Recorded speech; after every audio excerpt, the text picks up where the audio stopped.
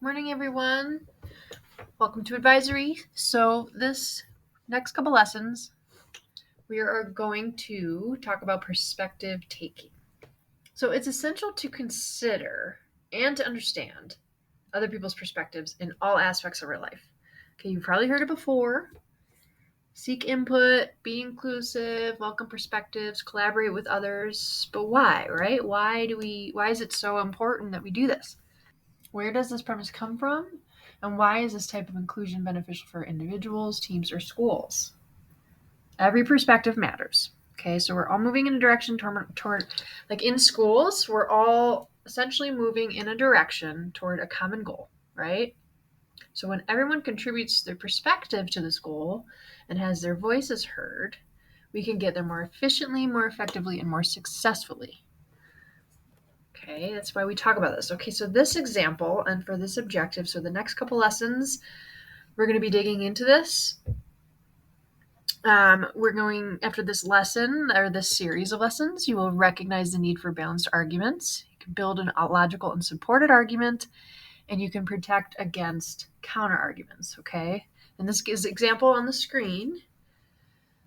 We had a ninth grade class at North Point Academy that studied their local river, and they realized that it was polluted. So they wanted to clean it up. So what they did is they convinced their neighbors to take action. They designed a children's book for local elementary students to inform them and educate them about the pollution problem. And they surveyed the residents about water quality. So they got input from all of those different communities and before they created their action steps. Okay, so they created posters with maps and charts describing the rise of plastics and invasive species. And then they made a presentation for the local officials. So they got all the input and then they presented it to the people that could actually make some lasting change. Okay, so thanks to the strength of their argument and all those different perspectives that they took into account, the river received government money for a cleanup. Okay, so in school, if you're writing a balanced argument, you need to think of the reasons for and against your topic. Okay, so it's important in school. I'm sure you've come across this already. Okay, but this is also helpful outside of school, like when we're just conversing with our peers or our teachers, right? Sometimes we disagree with people, and this is a helpful skill to learn so that we can just disagree and understand people's perspectives, take them into account. So if we are disagreeing with people in our lives, it's important to be able to understand their perspective so you can come to some sort of compromise. So we're going to watch a quick video from Maui describing his experience. When I was 18 years old and I was in my first year at Harvard, I saw that every freshman at Harvard, every single one of us, we had to take a writing class, right? And in this class, they said, we're going to teach you how to write like a Harvard student, how Harvard students should write. And, Harvard's the number one school in the country. Some people say the world. So I was really curious to see what the method was. You know what the most important thing we learned was? The most important thing we learned is you can't just share your own ideas. So if you have a thesis where you say, here's what I'm going to argue in this paper, you can't just make that argument the whole paper. You have to, in the middle of the paper, say, here's why I'm wrong. Here's why my thesis is wrong. And you have to present the opposing point of view. And then after that, you have to show why you're still right. You can't just create fake answers and say, I'm right because. You have to have real reasons.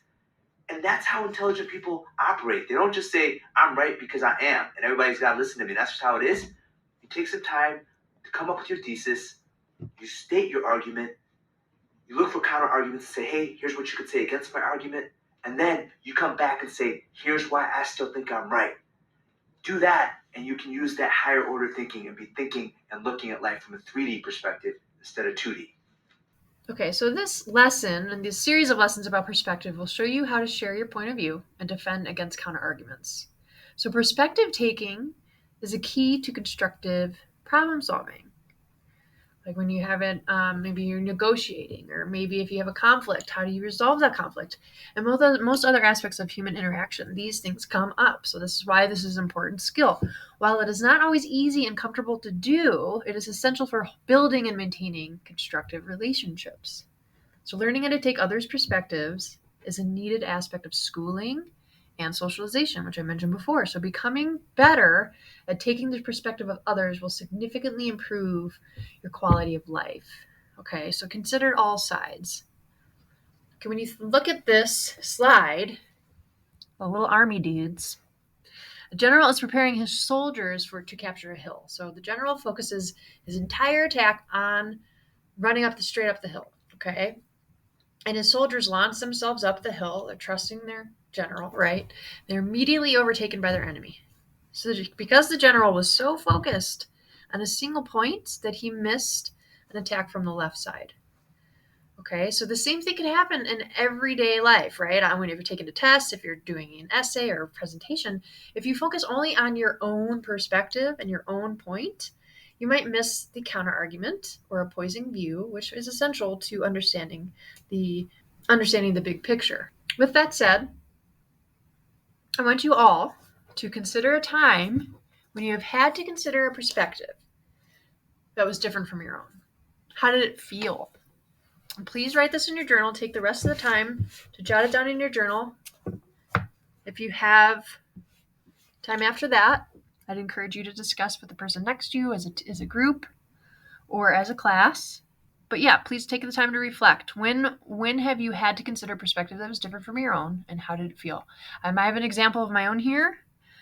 I used to work for a political campaign, and I remember going door to door and having to discuss this with voters who didn't agree with me. And so I had to think about, okay, this is my argument, but I had to take the time to really try to understand where they might be coming from. I didn't agree at all, but I'm at their doorstep. In order to have a cordial conversation, I needed to take their perspective into consideration. Okay, so this is just an example of mine. What example do you have? Okay, take this time, reflect. Have a great day, everybody. I'll see you next time.